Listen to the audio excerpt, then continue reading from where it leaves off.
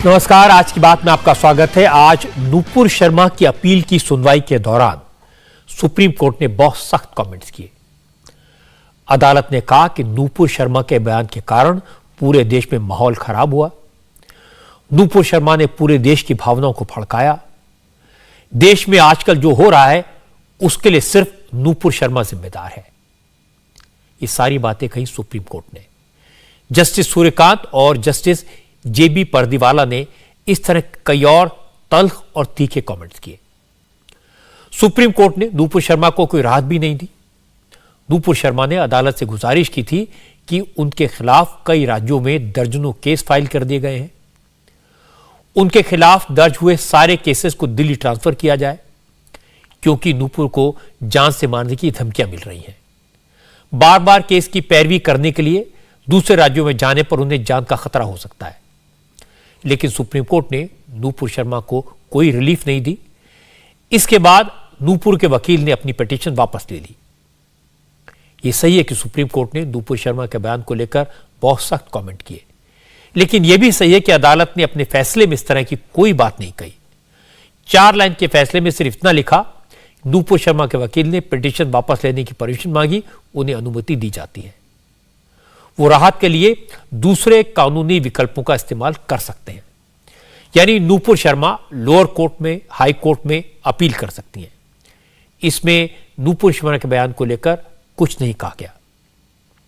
लेकिन supreme court ने सुनवाई के दौरान जो कमेंट्स किए वो वाकई में हैरान करने वाले हैं, चौंकाने वाले हैं।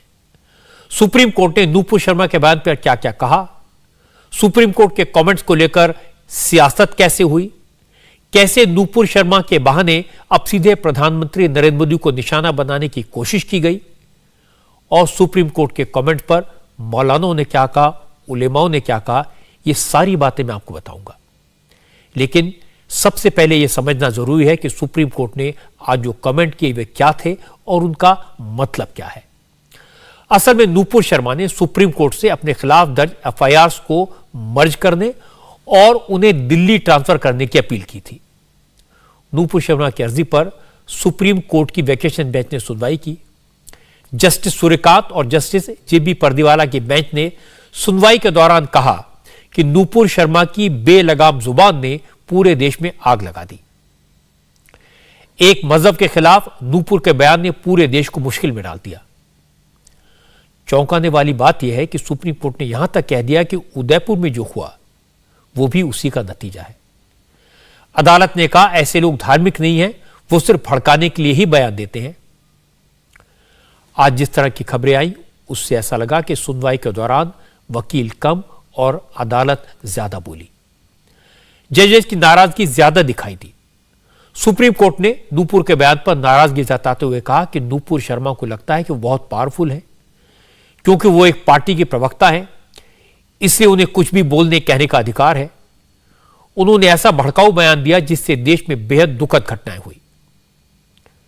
सुनवाई के दौरान सुप्रीम कोर्ट ने सवाल उठाया, जब कोई मामला अदालत में है तो उस पर डिबेट की आखिर क्या जरूरत थी। इस पर नूपुर शर्मा के वकील ने कहा कि डिबेट में नूपुर शर्मा को उकसाया गया था। इस पर अदालत ने कमेंट किया, क्या उकसाए जाने पर नूपुर शर्मा को बेलगाम होकर किसी दूसरे मजहब के बारे में बयान देना चाहिए था? अगर उन्हें उकसाया गया था तो उन्होंने पुलिस से शिकायत क्यों नहीं की, एफआईआर दर्ज क्यों नहीं करवाई? जब नूपुर शर्मा के वकील सीनियर एडवोकेट मनिंदर सिंह ने अदालत से कहा कि उन्होंने तो अपने बयान पर माफी मांगी, तो सुप्रीम कोर्ट ने इस पर भी नाराजगी जाहिर की। कहा कि पहले तो नूपुर शर्मा ने बयान पर माफी मांगने में आनाकानी की, और जब माफी मांगी तो शर्त लगाकर। सुप्रीम कोर्ट ने कहा नूपुर शर्मा को तो टीवी पर आकर पूरे देश से माफी मांगनी चाहिए। जज ने नूपुर शर्मा के सीधे सुप्रीम कोर्ट आने पर भी सवाल उठाए। जब नूपुर के वकील मनिंदर सिंह ने कहा कि अलग अलग राज्यों में जाने पर उनकी जान को खतरा है, इसीलिए उन्होंने सुप्रीम कोर्ट में सारे मामले एक जगह करने की अर्जी दी है, तो अदालत ने कहा यह नूपुर शर्मा का अहंकार है, गुरूर है। वो मजिस्ट्रेट के सामने जाना अपनी तौहीन समझती हैं। सुप्रीम कोर्ट ने नूपुर शर्मा के खिलाफ जांच में ढिलाई के लिए दिल्ली पुलिस को भी डांटा, पुलिस को फटकार लगाई। अदालत ने पूछा कि एफआईआर दर्ज करने के बाद पुलिस ने अब तक क्या किया है, क्या उनके लिए रेड कारपेट बिछा रखा है?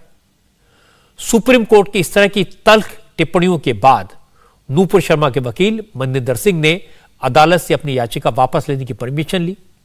कोर्ट ने इसकी इजाजत दे दी। अदालत का 3 लाइन का ऑर्डर आया और सुप्रीम कोर्ट में मामला खत्म हो गया। लेकिन अदालत के बाहर पूरे देश में सुप्रीम कोर्ट के कमेंट्स पर बहस शुरू हो गई। सियासी दलों को मसाला मिल गया।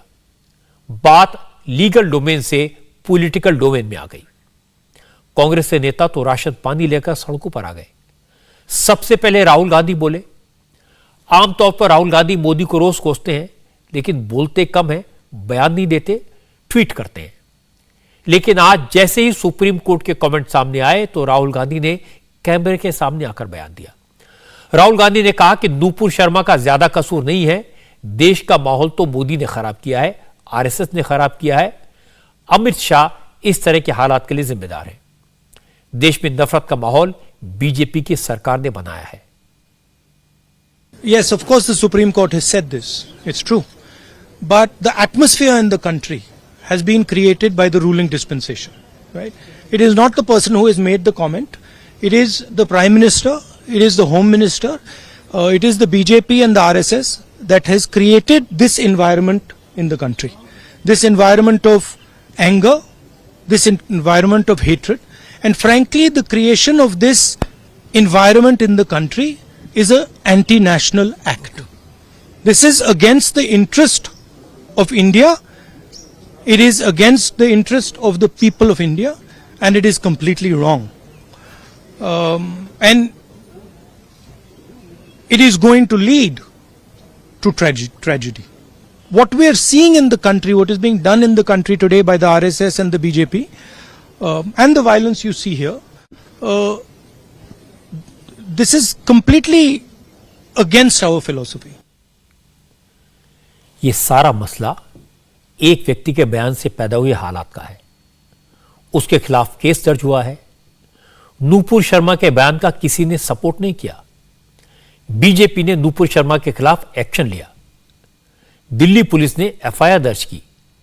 इसका मोदी से, अमित शाह से, आरएसएस से दूर दूर तक कोई लेना देना नहीं है।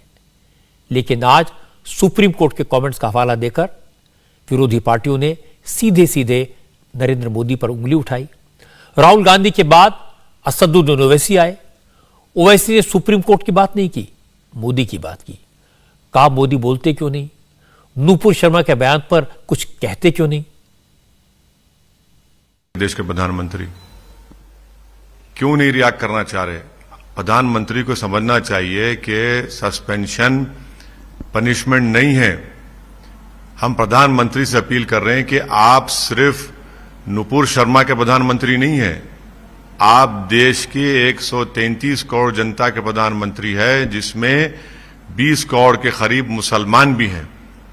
आपको ये भी देखना पड़ेगा। तो हम प्रधानमंत्री से पूछना चाह रहे हैं कि वो नूपुर शर्मा को कब तक बचाएंगे, क्यों नहीं अरेस्ट करवाते आप। और तीसरी बात यह है कि हैदराबाद में उनकी नेशनल एग्जीक्यूटिव कमेटी की मीटिंग हो रही है और नूपुर शर्मा उसकी मेंबर है। क्या देश के प्रधानमंत्री नूपुर शर्मा को दावत दी है हैदराबाद में आने के लिए? क्या एनएसी उस पर बात करेगी? आपकी एनएसी की मेंबर है, आप कहेंगे हमने सस्पेंड किया। किससे सस्पेंड किया आपने? आपने स्पोक्स पर्सन से सस्पेंड किया उनको, एनएसी की मेंबर आज भी है वो। तो इसीलिए हम देश के प्रधानमंत्री से ये फिर से हमारा डिमांड करते हैं कि वो नूपुर शर्मा को अरेस्ट करवाएं और उन पर जो आईपीसी सीआरपीसी का सेक्शन लगता है उसके मुताबिक कार्रवाई करें। कब तक बचाएंगी भाजपा? भाजपा बचा रही है नूपुर शर्मा को। आप नूपुर शर्मा को बचा रहे हैं, दूसरी तरफ जुबैर को गिरफ्तार कर रहे हैं। नूपुर शर्मा को अब बचा रहे हैं, दूसरी तरफ आप एक महिला के नाम पे घर है, उसके शौहर के नाम पे नोटिस देकर घर तोड़ देते हैं। क्यों कर रहे हैं सर? हम देश के प्रधानमंत्री से फिर से डिमांड कर रहे हैं कि फौरन और खास तौर से आज जो सुप्रीम कोर्ट ने जो कहा है, आप उसको सामने रखिए, उसको गिरफ्तार करवाइए, कानून को अपना काम करने दीजिए बस। असदुद्दीन ओवैसी वकील हैं, बैरिस्टर हैं, अपने केस को कैसे मजबूत करना है वो अच्छी तरह जानते हैं। उसमें आधा सच होता है, आधा झूठ। ओवैसी कह रहे हैं कि क्या बीजेपी नूपुर शर्मा को हैदराबाद में होने वाली एग्जीक्यूटिव की मीटिंग में बुलाएगी क्योंकि नूपुर को पार्टी से निकाला नहीं गया। लेकिन ये आधा सच और आधा झूठ है। सच यह है कि बीजेपी ने नूपुर शर्मा को पार्टी की मेंबरशिप से सस्पेंड किया है।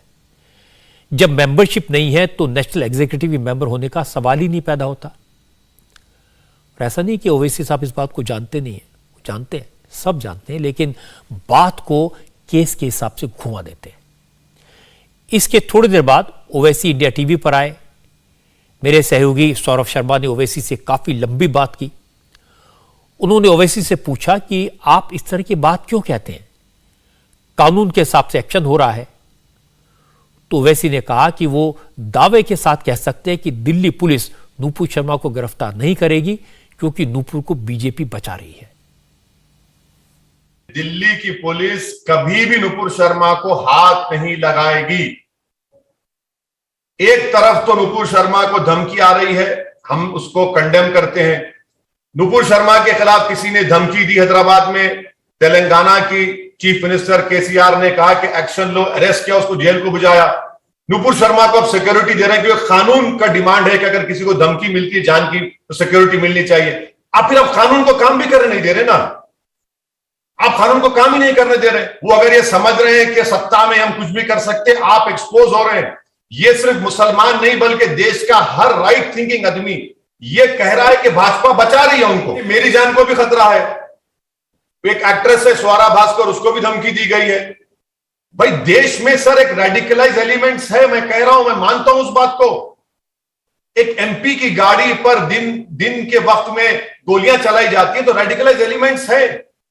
आप उदयपुर का वाकया ले लीजिए और उससे पहले अफरोजुल का वाकया लीजिए। उदयपुर में ही जो एक वेस्ट बंगाल का लेबरर था उसको कट्टे से मारकर वीडियो निकाली गई, उसको जला दिया गया। पीलू खान को मारता वीडियो निकाला गया। रांची में तबरेज का वीडियो निकाला गया। सर इन रेडिकलाइज एलिमेंट्स को आप कैसे रोकेंगे? एक ही तरीका है जो मेरी नाकिस राय में, रूल ऑफ लॉ को बिजली की तरह इंप्लीमेंट करिए। मैं बता रहा हूं रेडिकलाइजेशन हो रहा है। देश के प्रधानमंत्री और एनएसए को, आईबी को सोचना चाहिए कि रेडिकलाइजेशन हर जगह है। ओवैसी साहब तो सिर्फ मोदी से मांग कर रहे थे कि वो नूपुर के बयान पर बोले, नूपुर को अरेस्ट किया जाए। लेकिन कांग्रेस के नेता रंजीता रंजन इससे कई कदम आगे बढ़ गई। राहुल गांधी का बयान आने के बाद कांग्रेस के कई नेता मैदान में आए। मल्लिकार्जुन खड़गे, पवन खेड़ा से लेकर रंजीता रंजन तक सब बोले। लेकिन रंजीता ने जो कहा वो मैं आपको सुनाता हूं। उन्होंने कहा कि इस मामले में एफआईआर तो सरकार के खिलाफ होनी चाहिए, बीजेपी की लीडरशिप के खिलाफ होनी चाहिए। सुप्रीम कोर्ट की फटकार, नूपुर तो एक मोहरा है, ये एक्चुअली में भाजपा के लिए है। नूपुर को तो बलि का बकरा बनाया गया है। आज ये है, कल कोई दूसरा आएगा। अगर किसी को शर्म आनी चाहिए तो भाजपा को आनी चाहिए। प्रधानमंत्री हर मुद्दे पे बोलते हैं और पूरे देश में आग लग रही है। आज सुप्रीम कोर्ट भी ये कह रहा है प्रधानमंत्री चुप क्यों है। 8 साल का एजेंडा भाजपा वालों का चल रहा है, नफरत फैलाओ का। आज तमाचा तो भाजपा सुप्रीम कोर्ट ने उनको मारा है, तो क्या वो सबक लेंगे? मेरे ख्याल से अगर आप मुझसे पूछेंगे, मैं तो कहूंगी एफआईआर गवर्नमेंट पे होनी चाहिए, भाजपा पे होनी चाहिए। आखिर ये मोहरे किसके हैं? बहुत दिनों के बाद आजम खान भी बोले। आमतौर पर आजम खान जो कहते हैं वो सियासी होता है, विरोधियों पर वो तीखे तंज कसते हैं। लेकिन आज आजम खान ने किसी पार्टी का नाम नहीं लिया, किसी नेता का जिक्र नहीं किया। बस इतना कहा कि जब लोग हर जगह से मायूस हो जाते हैं तो सिर्फ कोर्ट से उम्मीद होती है। अदालत लोगों की उम्मीदों पर खरा उतर रही है। आजम खान ने कहा कि देश को नेता या पार्टियां नहीं बचाएंगी, देश को अदालत ही बचाएगी। अब अदालत से ही उम्मीद है। बहुत जरूरत है देश में और दुनिया में न्याय की। देश को राजनेता नहीं बचा सकेंगे, राजनीतिक दल भी नहीं बचा सकेंगे, क्योंकि उन सबके अपने अपने इंटरेस्ट हैं, अपने अपने नफे नुकसान हैं। लेकिन न्यायपालिका चाहे किसी स्तर की हो, जिला स्तर की हो, राज्य स्तर की हो, राष्ट्र स्तर की हो, उसके बाद कोई देश का दरवाजा बचता नहीं है। और जब सरकारें अन्याय और अनर्थ पर उतरती हैं तो उनके जुल्म के हाथ को रोकने के लिए सिर्फ न्यायालय ही होता है। आज भी हम देख रहे हैं ज्वलंत इश्यूज पर, जलते हुए मुद्दों पर, जिससे समाज जला, इंसानियत जली, लोग जले, देश जला, उसमें अपने अपने फायदों के लिए लोगों ने घी डाला, तेल डाला, आग को बढ़ाया है। लेकिन अगर आग में पानी डाला है तो सिर्फ न्यायालय है। न्यायालय ने सिर्फ सुनवाई के दौरान कमेंट किए, कोई जजमेंट नहीं दिया, लेकिन उस कोर्ट के कमेंट्स को जजमेंट के तौर पर पेश किया गया, उस पर सियासत हुई। ये ठीक नहीं है। हालांकि अदालत की इतनी तल्ख टिप्पणियां ऐसी थी जिस पर बड़े बड़े वकीलों की राय अलग अलग है, कुछ लोग इससे सहमत नहीं हैं। इसीलिए सुप्रीम कोर्ट में आज एक और पिटीशन फाइल की गई है। इस पिटीशन में कोर्ट से नूपुर शर्मा की केस की सुनवाई के दौरान अदालत की तरफ से किए गए कमेंट्स को वापस लेने की मांग की गई है। चीफ जस्टिस ऑफ इंडिया के पास एक पिटीशन चिट्ठी की शक्ल में भेजी गई है और यह लेटर गौ महासभा के नेता अजय गौतम ने लिखा है। चिट्ठी में मांग की गई है कि नूपुर शर्मा की अर्जी पर सुनवाई के दौरान सुप्रीम कोर्ट की वेकेशन बेंच ने जो कमेंट किए वो अदालत की कार्रवाई से बाहर किए जाएं, उन्हें रद्द किया जाए। असल में सुप्रीम कोर्ट ने आज जो कहा उससे ये बात सही है कि कुछ लोगों में भरोसा पैदा हुआ है, ऐसे लोग जिन्हें लग रहा था कि नूपुर शर्मा के खिलाफ कोई एक्शन नहीं होगा। लेकिन यह भी सही है कि आज सुनवाई के दौरान जज साहिबान ने जो कमेंट किए उनको लेकर कुछ लोग अपसेट भी हुए। कई लोगों ने कहा कि उदयपुर में हुई निर्मम हत्या के लिए, तालिबानी सोच के लिए सिर्फ नूपुर शर्मा को जिम्मेदार ठहराना न्याय संगत नहीं है। उदयपुर में हत्या करने वाले दहशतगर्दों के जिहादी माइंडसेट को इग्नोर नहीं किया जा सकता। किसी निर्दोष का सिर कलम करने के लिए कोई भी एक्सक्यूज नहीं दिया जा सकता। हालांकि सुप्रीम कोर्ट ने जो कहा वो कोई जजमेंट नहीं था, जैसा मैंने कहा कि वो सुनवाई के दौरान किए गए कमेंट से, लेकिन हमने ये देखा कि कैसे उसका फायदा उठाने वाले तुरंत मैदान में आ गए। सुप्रीम कोर्ट ने कहा कि देश का माहौल खराब करने के लिए नूपुर शर्मा जिम्मेदार है, लेकिन आपने सुना राहुल गांधी ने कहा कि इसके लिए मोदी जिम्मेदार है, सारा माहौल मोदी ने खराब किया है। ओवैसी तो बार बार यही पूछते रहे कि मोदी उस मुद्दे पर बोलते क्यों नहीं। लेकिन मैंने नोटिस किया कि ज्यादातर उलेमाओं ने, मौलानाओं ने, मुस्लिम स्कॉलर्स ने सुप्रीम कोर्ट के कमेंट पर संतोष जाहिर किया, लेकिन किसी ने कोई उल्टी सीधी बात नहीं कही। आज जुमे का दिन था, पूरे देश में सुरक्षा के कड़े इंतजाम किए गए थे। अकेले यूपी में पुलिस के साथ साथ पीएससी की 159 कंपनियां तैनात की गई थी ताकि कहीं कोई गड़बड़ ना हो। देश में कहीं से कोई बुरी खबर नहीं आई, कहीं कोई गड़बड़ नहीं हुई।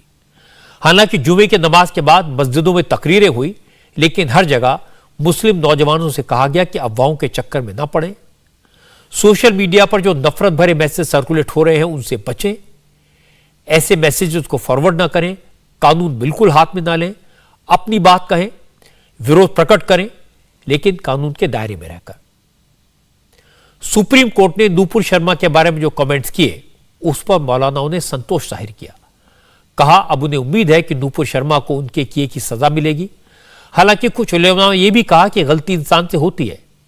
नूपुर शर्मा से गलती हो गई, उन्होंने माफी मांग ली, अब इस मसले को खत्म करना चाहिए, नूपुर को माफ करना चाहिए। देवबंद मुस्लिम स्कॉलर्स का बड़ा सेंटर है, यहां का दारुल उलूम दुनिया भर में मशहूर है।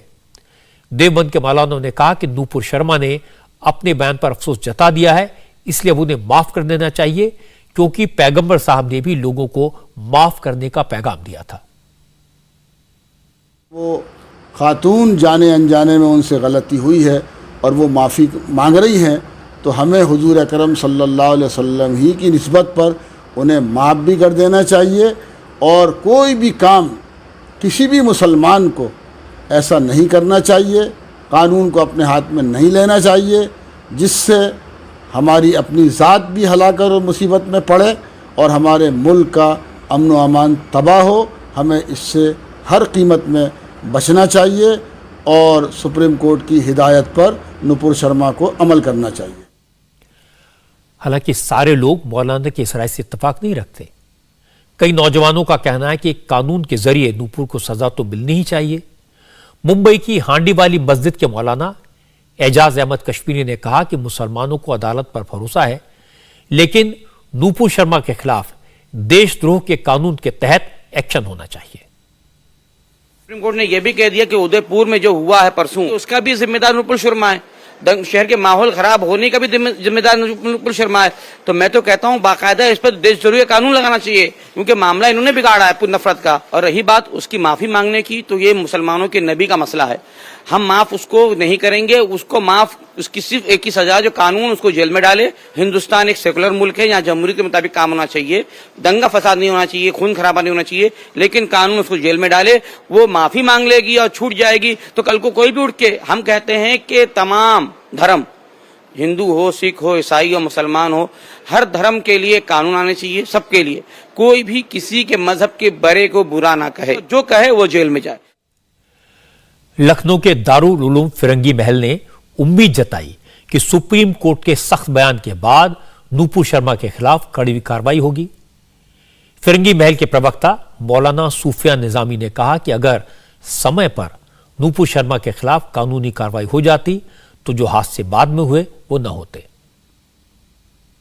मुल्क में किसी को भी यह हक और इख्तियार नहीं है कि वो किसी के भी मजहबी जज्बात के साथ खिलवाड़ करे, किसी के भी धार्मिक पेशवाओं को बुरा भला कहे।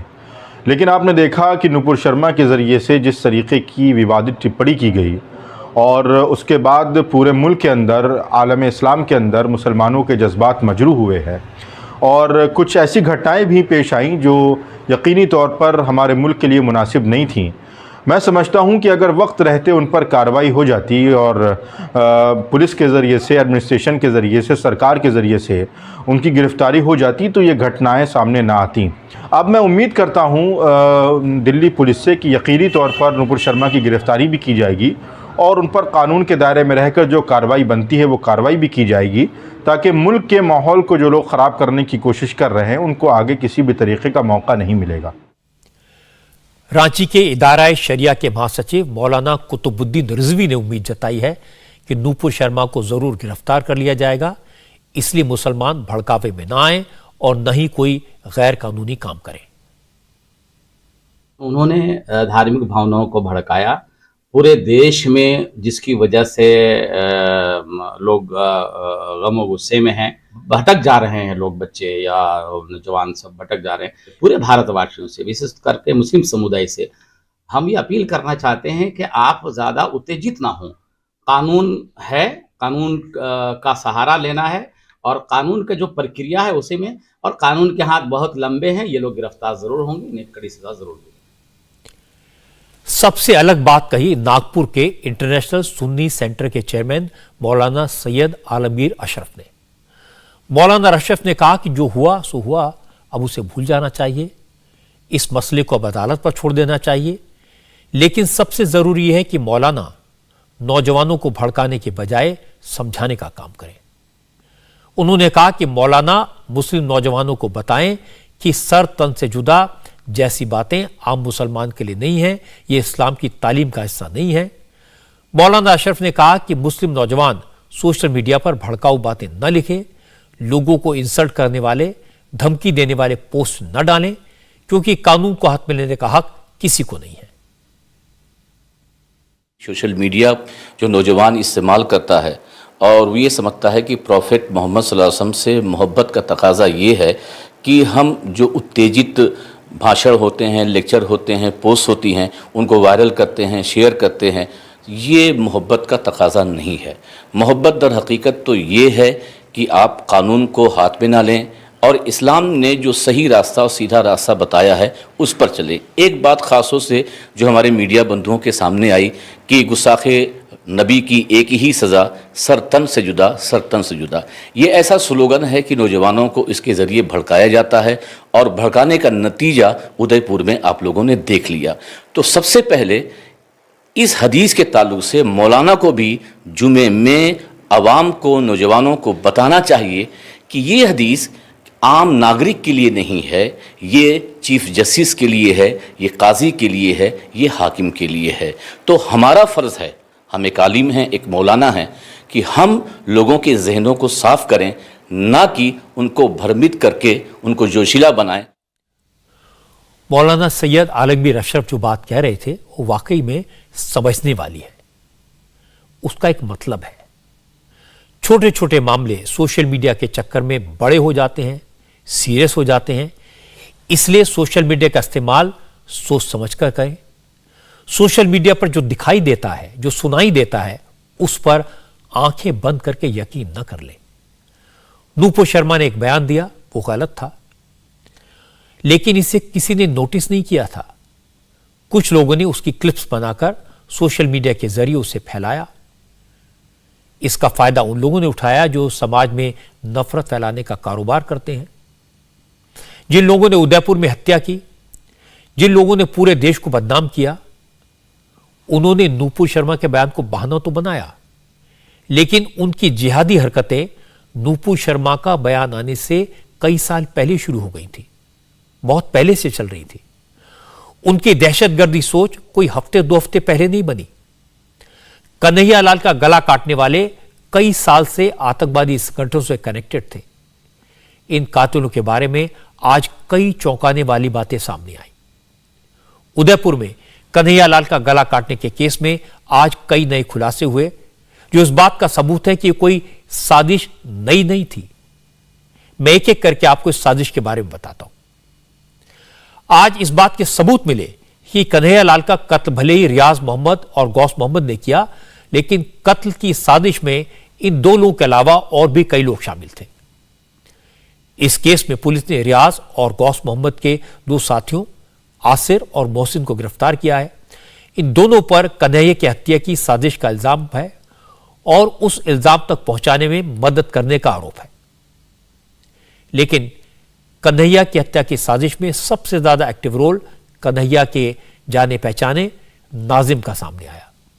नाजिम वही शख्स है जिसने कन्हैया के मोबाइल से विवादित पोस्ट डिलीट की और फिर थाने जाकर कन्हैया के खिलाफ एफआईआर दर्ज करवाई। अब कन्हैया के कत्ल में नाजिम की मिली भगत के सबूत मिले हैं। नाजिम भी पेशे से टेलर है। 8 महीने पहले तक कन्हैया लाल की दुकान के पास ही नाजिम की दुकान थी, जो उसे बंद करनी पड़ी। अब पता लगा कि नाजिम ने कातिलों के लिए कन्हैया की मुखबिरी की। इसके सबूत सीसीटीवी फुटेज से मिले हैं। इस सीसीटीवी फुटेज में कन्हैया के कत्ल से ठीक पहले नाजिम और वसीम दिखाई दे रहे हैं। क्योंकि सीसीटीवी ऐसी जगह इंस्टॉल था जहां से इनके चेहरे तो कैप्चर नहीं हो पाए, लेकिन पीली शर्ट में जो शख्स दिख रहा है वो नाजिम है और काली शर्ट में जो व्यक्ति दिख रहा है वो वसीम है। नाजिम के बारे में मैंने आपको बताया कि वो कन्हैया लाल का पड़ोसी था, जबकि वसीम उन हैवानों का दोस्त था जिन्होंने कन्हैया लाल का गला काटा। यह वीडियो कन्हैया की हत्या से ठीक पहले का है। यह वीडियो इस बात का सबूत है कि हत्या से पहले वसीम और नाजिम ने कन्हैया की दुकान की रैकी की। कातिलों को यह तो बता दिया गया था कि कन्हैया की दुकान खुल गई है। नाजिम यह देखने जा रहा था कि कन्हैया की दुकान में और कौन कौन है, हमले के लिए यह मौका सही है या नहीं। कुछ ही दूरी पर गौस मोहम्मद और मोहम्मद रियाज हथियार लेकर तैयार खड़े थे। जैसे ही नाजिम की तरफ इशारा मिला, उसके चंद सेकंड बाद रियाज और गौस मोहम्मद ने दुकान में जाकर कन्हैया लाल का सिर कलम कर दिया। अगला सीसीटीवी फुटेज उस वक्त का है जब कन्हैया लाल का मर्डर हो गया था। जैसे ही कन्हैया लाल पर हमले की खबर फैली, बाजार में चीखें गूंजने लगी, लोग इधर उधर भागने लगे। वीडियो में बाजार में मची अफरा तफरी दिखाई दे रही है। जैसे ही लोग चिल्लाए, दुकानदारों ने दुकानों के शटर गिराने शुरू कर दिए। तीसरी तस्वीर में कन्हैया का गला काटने के बाद मोहम्मद रियाज और गौस मोहम्मद दोनों हत्यारे मोटर बाइक पर भागते हुए दिखाई दे रहे हैं। चूंकि कन्हैया लाल के मर्डर की वजह से इलाके में दहशत फैल गई थी कि और इतनी दहशत थी कि किसी ने हत्यारों को रोकने की कोशिश नहीं की, किसी ने हिम्मत नहीं दिखाई और ये हत्यारे आसानी से भाग गए। पुलिस ने हत्यारों की बाइक भी बरामद कर ली है। इस बाइक के बारे में इंटरेस्टिंग जानकारी मिली है, जिससे पता लगता है कि हत्यारों की मानसिकता कैसी थी, किस कदर उनका ब्रेन वॉश कई साल पहले किया जा चुका था। जिस बाइक का इस्तेमाल कन्हैया की हत्या में किया गया, उस बाइक का नंबर है RJ27AS 2611। आप सोचेंगे इसमें खास क्या है?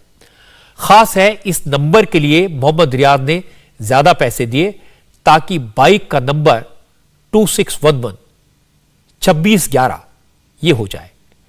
ये बाइक मोहम्मद रियाज ने 2013 में खरीदी थी और जब उसने बाइक का रजिस्ट्रेशन करवाया था तो ज्यादा पैसे देकर 2611 नंबर लिया। 2611 यह नंबर मुंबई के आतंकी हमले की याद दिलाता है, इसीलिए रियाज मोहम्मद को 2611 का नंबर पसंद था। अब जांच एजेंसियां यह पता लगाने की कोशिश कर रही हैं कि रियाज मोहम्मद और गौस मोहम्मद को पैसा कहां से मिलता था, वो किस किस के कांटेक्ट में थे, जिन 10 फोन नंबर्स पर इन दोनों की अक्सर बात होती थी वो किसके नंबर थे।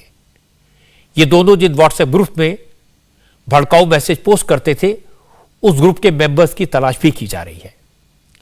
पुलिस ने अभी तक 5 लोगों को पकड़ा है, लेकिन नाजिम का पता नहीं चला है।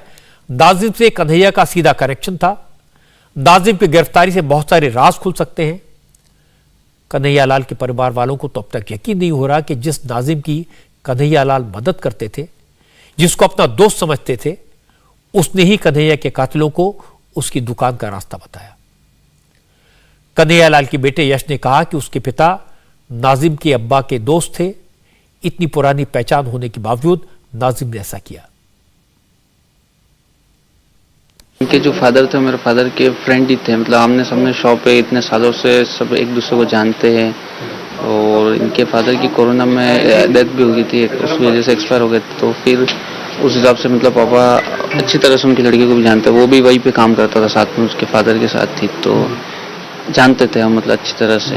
कन्हैया जी ने कहा था कि उनको मोबाइल में पता भी नहीं था ऐसा, तो नाजिम ने ऐसा क्यों किया, ये कुछ पता लगा? क्योंकि कहा जा रहा है कि उसने ही क्या ग्रुपों में डाला है, सब सर्कुलेट किया है, तब इस तरह की घटना हुई है। सर मैं भी किया हो सकता है, क्योंकि ये तो लग ही रहा है कि इन लोगों का मतलब सोचा समझा प्री प्लान है सर, हो सकता है ये तो। नाजिम ने जब पहली FIR दर्ज कराई थी पुलिस को आपके पिताजी के खिलाफ, तो कुछ घर में चर्चा की थी कुछ कि भाई इस तरीके की बात? हाँ, पापा ने मतलब ये बोला था कि मतलब मेरे को ऐसा आके बोला था कि देख तो मतलब फेसबुक आईडी पे कोई वीडियो पोस्ट हुआ है क्या, तो मतलब ऐसा। अब तो मैंने बोला कि क्यों ऐसा कुछ पोस्ट किया गया, तो कि नहीं कि कुछ मतलब कि सामने से कोई लड़का वो आया था ना, लड़का आया था वो नाजिम, तो मतलब वो है ना अपने मतलब मेरे मोबाइल से कुछ बोल रहा था कि गलत कुछ पोस्ट हो गया और वो खुद अपने हाथ से ही डिलीट करके गया था वो पोस्ट। फिर भी नाजिम ने ये ऐसा क्यों कराया भाई कि जब सब कुछ खत्म हो गया तब भी आपको लगता है कि मतलब सारी षड्यंत्र नाजिम ने ही रचा है? ये षड्यंत्र है ना, साफ दिख ही रहा है। ये देखो, ये किसी 1-2 लोगों का काम तो हो नहीं सकता।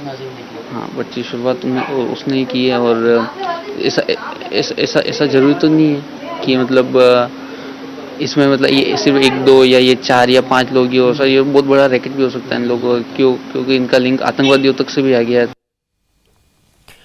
कन्हैया की हत्या के बाद नाजिम गायब है, कहां चला गया कोई नहीं बताता, लेकिन उसकी फैमिली उदयपुर में ही है। हमारी संवाददाता गोनिका अरोड़ा ने नाजिम के परिवार वालों से बात की। गोनिका अरोड़ा ने नाजिम के वाइफ और उसके दूसरे रिश्तेदारों से पूछा कि जब नाजिम और कन्हैया एक दूसरे को जानते थे, नाजिम जानता था कि कन्हैया को मोबाइल इस्तेमाल करना नहीं आता, वो सोशल मीडिया पर पोस्ट नहीं कर सकता। जब खुद नाजिम ने कन्हैया लाल के फोन से पोस्ट डिलीट की थी, तो फिर नाजिम ने उसके खिलाफ FIR क्यों करवाई? इस पर नाजिम के वाइफ ने कहा कि नाजिम का कोई कसूर नहीं है, उसने मोहल्ले वालों के प्रेशर में FIR दर्ज करवाई थी। पूरे मोहल्ले के लोग पुलिस स्टेशन गए थे, लेकिन नाम सिर्फ नाजिम का लिया गया। रिलेशन तो उनसे बहुत अच्छा था, जो अंकल थे उनसे हर आना जाना सब अच्छा था, उनके साथ ऐसा कोई प्रॉब्लम नहीं थी, रिलेशन में सब अच्छा था। जो नाजिम के पापा थे उनके तो वो अच्छे फ्रेंड भी थे, क्योंकि एकदम आमने सामने शॉप थी उनकी, तो कोई प्रॉब्लम नहीं थी दोनों के बीच में। FIR तो वो सिर्फ एक लीगल एक्शन था जो उन्होंने लिया था। FIR कराना किसी पर मतलब किसी की अरेस्टिंग करवाना चाह रहे हैं आप, चाह रहे हैं कि उसको पुलिस पकड़े, उस पर तो वो उन्होंने अपनी तरफ से नहीं करवाई थी ना, वो पर्सनली तो गए नहीं थे कि भाई सिर्फ मेरे को अकेले को प्रॉब्लम है। ये तो एक पूरा जो मोहल्ला है यहाँ पे उन्होंने डिसाइड करा। वो पोस्ट तो सबने ही देखी थी, नाजिम ने अकेले ने तो देखी नहीं थी, तो सबने ये चीज डिसाइड करी कि हम कंप्लेन करेंगे, तो इसलिए वो उन सबके साथ गए थे। क्या नाजिम ने ये खुद जरूरी नहीं समझा कि अगर जान पहचान है इतने सालों से, वो खुद जाकर पहले समझा दें, या अगर ऐसा कुछ हुआ भी है तो वो पोस्ट डिलीट कर दे या फिर माफी मांग ले? FIR क्यों? अब वो तो उन यहाँ के प्रेशर में गए ना। वो बातचीत वाला मसला नहीं था ना, ये एक्चुअली जिस तरीके की पोस्ट हुई थी वो फेसबुक पे और ऐसी हुई थी, और वो पूरी मतलब पूरे उदयपुर ने, पूरे वर्ल्ड ने देखा था जो भी पोस्ट था, ठीक है। तो जितने जितने मुस्लिम एरियाज हैं हमारे यहाँ पर, वहाँ पर सब लोगों की एक हम लोग की एक कमेटी, एक वो होती है, एक तरीके की संस्था होती है कि इस तरीके की कोई सेंटिमेंट हर्ट करने वाली कोई चीज़ है तो बस अपन को एक लीगली कंप्लेन करनी है। तो वो मोहल्ले के अंदर 10-15 लोग जो थे, 10-15-20 जो भी लोग थे, सदर, सेक्रेटरी, उसमें सब लोग इन्वॉल्व थे। उन सब लोगों ने ये डिसाइड किया कि ठीक है अपन एक लीगल एक्शन लेते हैं, ये चीज़ अपन को हर्ट कर रही है, ये चीज़ अपन को गलत लग रही है, तो अपन एक लीगल एक्शन लेते हैं। भैया ने अपनी कंप्लेंट में नाजिम का नाम लिखा, इसीलिए नाम मैं रीजन बताती हूँ ना। उन अंकल ने नाजिम का नाम इसलिए लिया क्योंकि वो इस मोहल्ले में सिर्फ नाजिम को जानते थे, है ना। अब उन सिर्फ नाजिम को जानते थे, इसलिए उनके दिमाग में भी नाजिम का नाम है, और हर जगह अगर नाजिम का नाम हाईलाइट हो रहा है तो वहाँ पुलिस स्टेशन के अंदर भी नाजिम का आधार कार्ड दे दिया था, इसलिए उनके नाम पर, इसीलिए नाम हाईलाइट। मैं वही समझाना चाह रही हूँ। कंप्लेन उनके ऐसे देखा जाए तो उनके नाम पर है, बट ऐसा नहीं है। बैक ऑफ द माइंड अगर आप देखोगे तो पूरे लोग एक साथ गए थे। नाजिम सिर्फ बहुत सीधा साधा सा भोला सा बच्चा है, उसको बोला कि तू अपना आधार कार्ड निकाल के दे दे, उसने आधार कार्ड निकाल के दे दिया। नाजिम की बात नहीं है, कन्हैयालाल मर्डर केस में कई लोग इन्वॉल्व हैं। पुलिस ने आसिफ और मोहसिन नाम के 2 आरोपियों को भी पकड़ा है। आज इन दोनों को अदालत में पेश किया गया। कन्हैयालाल के कत्ल से लोगों में नाराजगी इतनी ज्यादा है कि पुलिस को आरोपियों की सुरक्षा के लिए हर जगह अलग से इंतजाम करने पड़ते हैं, क्योंकि आरोपियों पर हमले की आशंका होती है। इस जघन्य हत्याकांड से वकील भी गुस्से में है। आरोपियों की पैरवी करने को कोई तैयार नहीं हुआ। आज जब आसिफ और मोहसिन को कोर्ट में पेश किया गया तो बड़ी संख्या में वकील नारेबाजी करते हुए वहां पहुंच गए। इसके अलावा आज बाबला नाम का एक शख्स भी पकड़ा गया। पता लगा है कि कन्हैया से पहले भी एक शख्स का गला काटने की प्लानिंग की थी। पुलिस को आरोपियों ने इस व्यक्ति का नाम भी बताया है, लेकिन मैं इस शख्स का नाम आपको इसलिए नहीं बता रहा क्योंकि उसकी सुरक्षा को खतरा हो सकता है। बाबला को इस शख्स की गर्दन काटने की जिम्मेदारी सौंपी गई थी, लेकिन बाबला अपने प्लान में कामयाब नहीं हो पाया। बाबला खांजीपीर इलाके में गौस मस्जिद के पास रहता था। यहीं पर उसकी दोस्ती गौस मोहम्मद से हुई। फिर वो रियाज के संपर्क में आया और फिर नफरत और दहशत फैलाने की साजिश में शामिल हो गया। अब कन्हैयालाल के कत्ल और कत्ल की साजिश में मोहम्मद रियाज और गौस मोहम्मद के अलावा बाबला, आसिफ और मोहसिन समेत कुल 5 आरोपी पकड़े जा चुके हैं। लेकिन जांच एजेंसियों को लगता है कि अभी इस केस में और लोग पकड़े जाएंगे, क्योंकि साजिश बड़ी थी, साजिश गहरी थी। यह भी उसी के पार्ट है और 120B के पार्ट हैं, और इनके ऊपर भी उतना ही अपराध है जितना उन्होंने अपराध किया, ये उतने ही दोषी हैं, और इनको भी उसी तरीके से फास्ट ट्रैक कोर्ट के अंदर 3 महीने में ट्रायल खत्म कर इनको जल्द से जल्द सजा दिलाई जाए। नाराज है क्योंकि हमारे हिंदुस्तान में सौहार्द को खत्म कर दिया है। इस जैसे चंद लोगों ने आबो हवा में इतना जहर घोल दिया है कि आम आदमी एक दूसरे को शक की निगाह से देख रहा है। ये अपने आप में सबसे खराब बात है। इसने तो सार्वजनिक रूप से माफी भी मांग ली, उसके बावजूद इस प्रकार का ये दंगा फसाद ये किया जा रहा है। ये इंटेंसली या पाकिस्तान के इशारों पर ये सारे ये काम हो रहे हैं। इस प्रकार के आतंकवादी घटनाएं हैं। ये हमारा उदयपुर के अंदर आज तक इस प्रकार की घटना नहीं घटी, विभत्स घटना है। हम इसके कड़े शब्दों में इसकी निंदा करते हैं। बड़ी बात यह कि अब पुलिस कन्हैया के कातिलों के साथ साथ उन लोगों को भी पकड़ रही है जो लोगों को भड़काने और उकसाने का काम कर रहे हैं, जहरीली बातें कह रहे हैं। इसी तरह का बयान देने वाले राजस्थान के एक मौलाना मुफ्ती नदीम को आज अरेस्ट किया गया। बूंदी के मुफ्ती नदीम ने बहुत ही भड़काऊ तकरीरें की थी, बेहद प्रोवोकेटिव बयान दिए थे। मौलाना नदीम ने पैगंबर साहब की शान में गुस्ताखी करने वाले का हाथ काटने, जुबान काटने और आंखें निकाल देने की बात कही थी। मुफ्ती नदीम के 3 जून के इस भाषण का वीडियो खूब वायरल हुआ, लेकिन करीब 1 महीने बाद आज राजस्थान की पुलिस ने उसे गिरफ्तार कर लिया। क्योंकि अब पुलिस एक्शन ले रही है, जांच एजेंसियां तेजी से काम कर रही हैं, सुरक्षा के जबरदस्त इंतजामात हैं, इसलिए अब माहौल भी धीरे धीरे शांत हो रहा है। आज उदयपुर की पुलिस ने प्रशासन के लिए बहुत ही अहम दिन था। जुमे का दिन था और आज ही जगन्नाथ जी की यात्रा भी होनी थी, लेकिन सब कुछ शांति से निपट गया। उदयपुर में भगवान जगन्नाथ का रथ मुस्लिम मोहल्लों से भी गुजरा, मस्जिदों के सामने से भी गुजरा लेकिन किसी तरह की कोई गड़बड़ी नहीं हुई।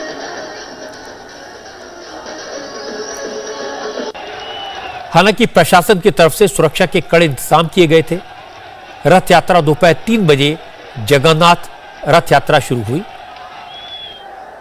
100 से ज्यादा सामाजिक संगठनों ने इसमें हिस्सा लिया। सुरक्षा के लिए पूरे रूट पर 1,500 से ज्यादा पुलिस के जवानों को तैनात किया गया है। साथ ही 7 IPS अधिकारियों की भी ड्यूटी लगाई गई थी। 4 किलोमीटर लंबी इस रथ यात्रा के लिए प्रशासन की तरफ जो रूट तय किया गया, उस रास्ते में 3 मस्जिदें हैं। तीनों मस्जिदों में सुरक्षा के खास इंतजाम किए गए। रथ यात्रा की वजह से मौलानाओं से, इमामों से बात करने के बाद जुमे की नमाज का वक्त बदला गया। आज मुस्लिम भाइयों ने जुमे की नमाज 1 बजे पढ़ी। ज्यादातर लोगों ने घरों में ही नमाज अदा की। 1:30 बजे तक नमाज खत्म हो गई और उसके बाद 3 बजे भगवान जगन्नाथ की रथ यात्रा शुरू हुई और शांति से संपन्न भी हो गई। उदयपुर में निकल रही भगवान जगन्नाथ की रथ यात्रा इस वक्त एक मोहल्ले में पहुंच चुकी है और यहाँ की तस्वीर आपको दिखाते हैं कि यहाँ पर मस्जिद के बिल्कुल बाहर से रथ यात्रा निकल रही है। सुरक्षा पूरी तरह यहाँ पर खड़ी की गई है और लोगों की भीड़ जैसी कि रथ यात्रा की शुरुआत में थी वैसी ही भीड़ और देखने को मिल रही है। भीड़ और ज्यादा बल्कि बढ़ गई है क्योंकि रास्ते में कई लोग जो है वो यात्रा का स्वागत करने के लिए पहुंचे हुए हैं। किसी भी तरीके की कोई अप्रिय घटना ना हो, किसी भी तरीके का माहौल खराब ना हो, यात्रा शांतिपूर्वक तरीके से निकल आए, इसीलिए यहाँ पर पूरी तरह पुलिस के पुख्ता इंतजाम है। पुलिस फोर्स यहाँ पर भारी संख्या में तैनात की गई है। खासतौर पर मस्जिद के बाहर यहाँ पर पुलिस ने पूरी तरह उचित बंदोबस्त किया है। हर तरफ पुलिस की तैनाती है। किसी भी तरह माहौल बिगाड़ने की कोई भी कोशिश ना करे, कि पूरी कोशिश पुलिस की तरफ से है। और अब तक जो रथ यात्रा है वो काफी आगे बढ़ चुकी है। इसके अलावा रथ यात्रा अभी आगे दिल्ली गेट की तरफ जाएगी और उसके बाद रथ यात्रा वापस अपनी जिस जगह से शुरू हुई थी जगदीश मंदिर, वहीं पर जाकर समाप्त होगी। ये एक अच्छा संकेत है, सुकून की बात है कि जिस उदयपुर में 3 दिन पहले कन्हैया लाल का सिर कलम कर दिया गया, उसी उदयपुर में जुमे की नमाज और भगवान जगन्नाथ की रथ यात्रा एक ही दिन में एक साथ शांति से संपन्न हो गई। यह इस बात का संकेत है कि आम हिंदू, आम मुसलमान भाईचारे और एक दूसरे से मिलजुल कर रहने की चाहते हैं। और यह सबूत सिर्फ उदयपुर में नहीं, देश भर में दिखा। आज इंडिया टीवी के संवाददाताओं ने दिल्ली, नोएडा, गाजियाबाद, जयपुर, अहमदाबाद, पटना, लखनऊ, आगरा, मुंबई, कोलकाता जैसे तमाम शहरों में जुमे की नमाज पढ़कर निकले लोगों से बात की। आम मुसलमान का रिएक्शन जानने की कोशिश की। हर जगह लोगों ने कहा कि मोहम्मद रियाज और गौस मोहम्मद ने इस्लाम को बदनाम किया, पूरे देश के मुसलमानों का सिर शम से झुका दिया। एक भी ऐसा मुसलमान हमारे रिपोर्टर्स को नहीं मिला जिसने कन्हैया के कत्ल को जायज ठहराया हो। सब ने कहा इस्लाम कत्ल तो दूर, इंसान का दिल दुखाने की इजाजत भी नहीं देता। कन्हैया लाल की हत्या करने वाले इस्लाम के नाम पर धब्बा है, यह कहा ज्यादातर लोगों ने। जो उदयपुर में घटना हुई है ये भी बहुत निंदनीय है, ये गलत है। इस तरह का कानून ना तो हमारे देश में चलता है और ना चलेगा। दूसरा, हम हुजूर को मानने वाले लोग हैं, ठीक है, हम उनके उम्मती हैं। उनके ऊपर तो कूड़ा भी फेंका गया था, उन्होंने तब कोई रिएक्शन दिया, उन्होंने प्यार से सब कुछ हैंडल किया। तो भाई हम तो ये कहेंगे प्यार से रहो और देश का माहौल ख़राब ना करो। और रही नूपुर शर्मा जी की बात, तो वो भी अपने जो उन्होंने उनके समझ की बात है उन्होंने बोल दी, ठीक है। इस तरीके से माहौल को ख़राब नहीं किया जाए। किसी भी धर्म में किसी की भी जान लेना या किसी को भी मार देना कहीं भी जायज़ नहीं है और इस्लाम तो इस चीज़ की इजाज़त नहीं देता, ठीक है। किसी की भी हत्या करना इस्लाम कभी इजाज़त नहीं देता, क्योंकि इस्लाम ने आज तक केवल सच्चाई और ईमानदारी की तरफ ही हमेशा लोगों को अग्रेसिव किया है, ठीक है। अगर किसी की कोई जान लेता है तो ये इस्लाम के खिलाफ है और इस चीज़ का हम विरोध करते हैं। मजहब इस्लाम इन चीज़ों को बिल्कुल कंडम करता है, इन चीज़ों को बिल्कुल जो है रोकता है। हमारे मजहब इस्लाम में ऐसी घटना करना बिल्कुल जो है इजाज़त नहीं है। इसके अलावा जो लोग इस तरह की घटना करते हैं वो मजहब इस्लाम के ऊपर धब्बा है। मैं बार बार कहता हूं कि 2 लोगों के कुकर्म की वजह से पूरी कौम को बदनाम नहीं करना चाहिए और देश के मुसलमानों में मोहम्मद रियाज और गौस मोहम्मद की दरिंदगी को लेकर कितना दुख है, कितनी तकलीफ है, यह आज नजर आया। मुस्लिम भाइयों ने कहा कि इन दो राक्षसों के कारण देश के हर मुसलमान को शक की नजर से देखा जा रहा है। दो हत्यारों की करतूत का खामियाजा पूरी कौम को भुगतना पड़ रहा है। जिन लोगों ने ये किया है, मैं कतई नहीं मान सकता कि वो मुसलमान हो सकते हैं। क्योंकि मुसलमान को हमारे हुजूर मोहम्मद सल्लल्लाहु अलैहि वसल्लम ने ये फरमाया है कि जो उनके ऊपर कचरा फेंकती थी महिला, वो एक दिन नहीं फेंका तो वो उसकी तबीयत पूछने के लिए गए। मतलब इस्लाम तो किसी को गुस्से की नज़र से देखने की भी इजाज़त नहीं देता, तो गर्दन काटना तो वो मुसलमान हो ही नहीं सकता। मैं उसको बिल्कुल नकारता हूँ कि वो कतई मुसलमान नहीं हो सकता। जो मुसलमान के बेस में देश में छुपे हुए हैं और ऐसे काम कर रहे हैं, ऐसे लोगों की जांच होनी चाहिए और उनके ऊपर कठोर से कठोर कार्रवाई होनी चाहिए। क्रूरता कहूँगा, ये आतंकवाद का एक तरह से, अगर हम इसको आतंकवाद भी कहें तो इसमें कोई शक की बात नहीं है जी, और इसका इस्लाम से कोई लेना देना नहीं है जी। तो इसमें बदनाम कौन हुआ? हम मुसलमान बदनाम हुए। इंसान तो अल्लाह की देन है, और उस पर किसी भी तरह का जुल्म करना या किसी तरह से मर्डर करना तो बहुत बड़ा, मतलब एक तरह गुनाह है किसी भी जान लेना, क्योंकि जान तो उसने दी नहीं, जिस इंसान ने जान ली है उसकी, तो ये सबसे बड़ा गुनाह है हमारे इस्लाम के तहत। तो इस तरह का करना ही नहीं चाहिए था उनको। हाँ, अगर नुपुर शर्मा ने जो भी कुछ किया और उसकी पनिशमेंट जो है सरकार को देना थी। ऐसे सारे लोगों की बातें सुनकर मुझे लगता है कि देश में आम मुसलमान भाईचारा चाहता है, भाईचारे को और मजबूत करना चाहता है। और ये सही है कि कन्हैया के कत्ल से हिंदू और मुसलमानों के दिलों में शक बढ़ा, दूरियां बढ़ी, दीवारें खड़ी हुई, लेकिन ये कोई परमानेंट चीज नहीं है। क्योंकि उदयपुर में जो हुआ उसने दिल को दहला दिया। किसी भी सभ्य समाज में, सिविलाइज सोसाइटी में इस तरह की दरिंदगी को स्वीकार नहीं किया जा सकता। इसी लोगों को शौक लगा, दिल दुखा। लेकिन आज हमने सुना मुस्लिम भाइयों ने जिस तरह की बातें की, मौलानाओं ने, उलेमाओं ने, मौलवियों ने, इमामों ने जिस तरह से मुस्लिम नौजवानों को समझाने की कोशिश की, मुस्लिम नौजवानों ने नमाज अदा करने के बाद जिस तरह के कमेंट किए, उससे भरोसा पैदा होता है कि हमारे देश की संस्कृति, हमारा भाईचारा बना रहेगा और मजबूत होगा। अब सियासत की बात कर लेते हैं, और सियासत में सबसे पहले नाम आता है महाराष्ट्र का। महाराष्ट्र की सत्ता संभालने के बाद चीफ मिनिस्टर एकनाथ शिंदे ने काम शुरू कर दिया, एक्शन लेना शुरू कर दिया। महाराष्ट्र सरकार ने पहला फैसला मेट्रो रेल शेड को फिर से आरे में ले जाने का किया है। इसके अलावा आज ये भी तय हो गया कि महाराष्ट्र विधानसभा का सत्र अब 3 और 4 जुलाई को होगा। 4 जुलाई को एकनाथ शिंदे बहुमत साबित करेंगे, जबकि उससे पहले 3 जुलाई को स्पीकर का चुनाव होगा। आज बीजेपी के नेता राहुल नार्वेकर ने स्पीकर के लिए नॉमिनेशन फाइल कर दिया। बीजेपी और एकनाथ शिंदे को पूरा भरोसा है कि चाहे स्पीकर का चुनाव हो या फिर विश्वास मत, दोनों में उनकी जीत तय है। एकनाथ शिंदे ने साफ साफ कहा कि उनके साथ 170 एमएलए का सपोर्ट है, कामयाबी उन्हें जरूर मिलेगी।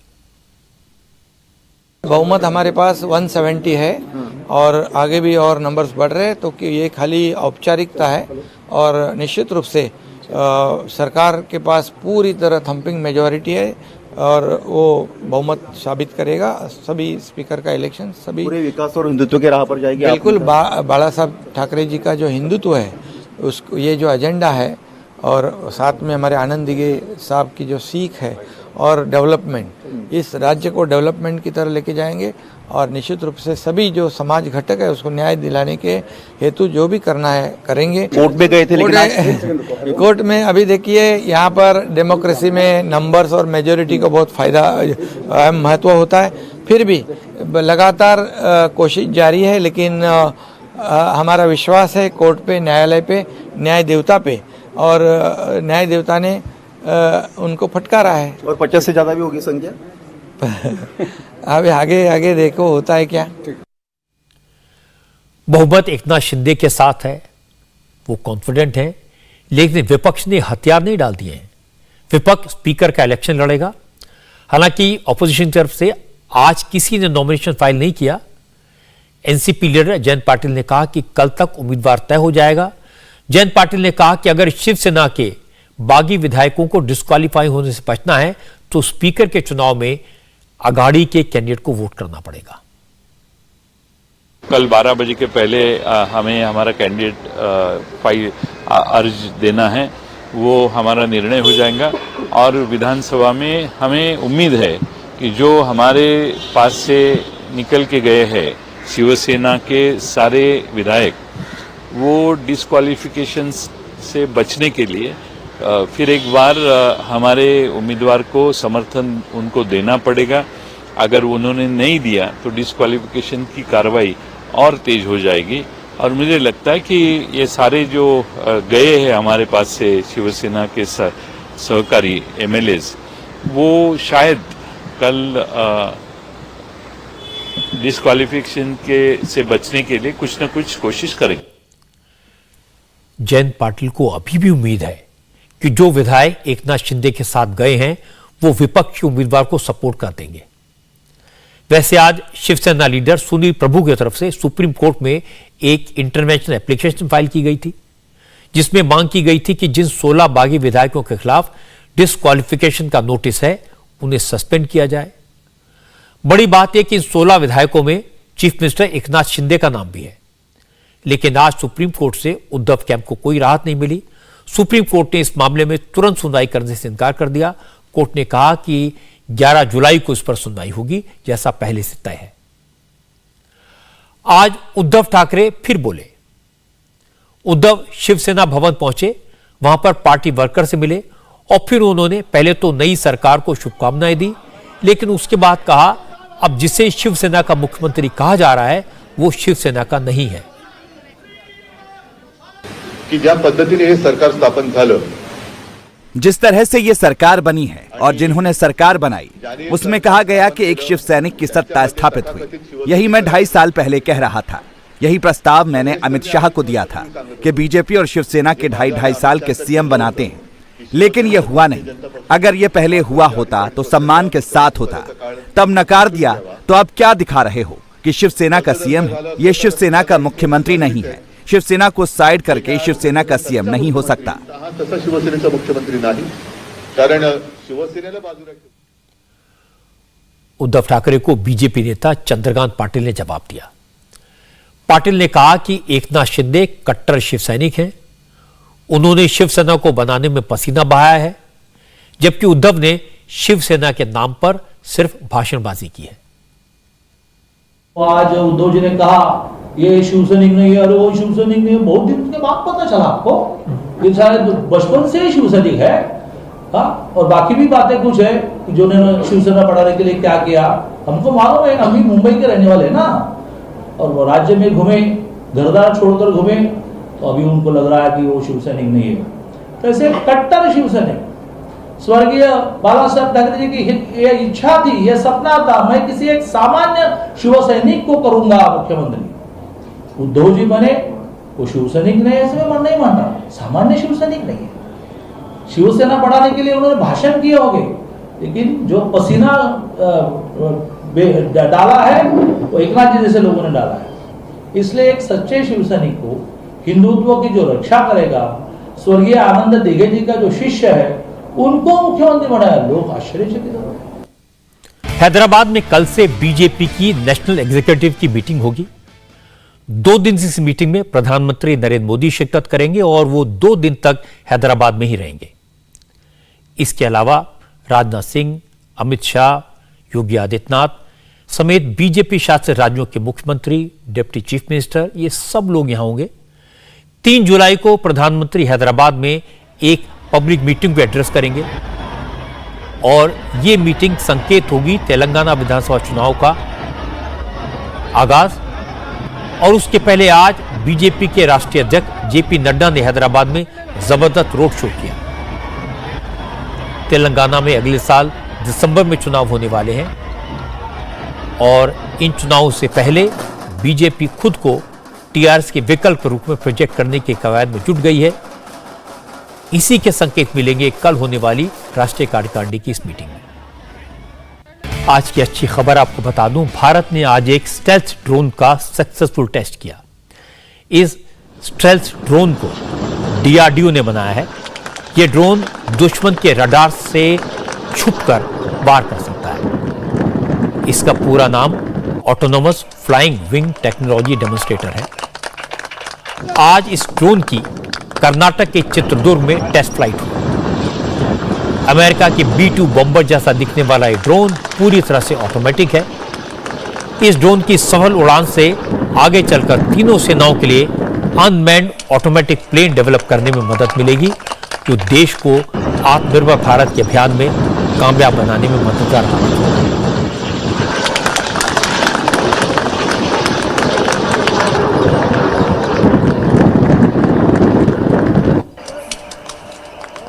इंडिया टीवी हर वक्त हर जगह डाउनलोड करने के लिए सर्च करें India TV news Google play store या ऐप स्टोर पर।